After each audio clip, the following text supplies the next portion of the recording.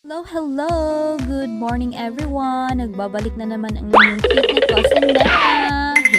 By the way guys, for today's video no, kay magluto ta og pancake and this is how I make my version of pancake no. So, ready mix na gini akong gipalit kay easier manigod siya lutuon no kaysa mag from the scratch ka. So, magamit lang ko og 1 cup kay daghan naman siya maluto and then duha lang mi magkaon. So, nag-add ko kanang egg and then fresh milk. Kung ano akong gamitan na mga 3/4 cup.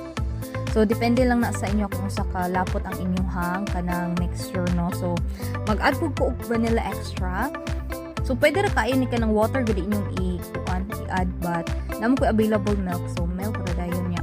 Pwede ra kanang milk dayon wala na egg. So, ako kay naa may available. So, ani una ko siya pagluto, guys, no? So, ako lang na mikos-mikoson dira. Tarong.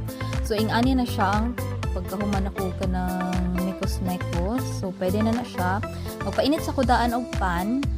And then, while waiting, kay lutuon na daw yung mapud na ko ni ako ang kanang sausage sa side. Pancake o kung ano yung day siya, ang side kay sausage. So, sa air fryer, lang ito na lutuon para iwas mantika, no? So, mag-start na taog luto.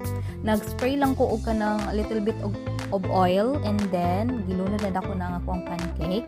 If naamoy butter, pwede ra kaayo butter. Mas nice pud kung butter pud ang inyong gamiton, no? Kay mas humot, mas lami inyong pancake.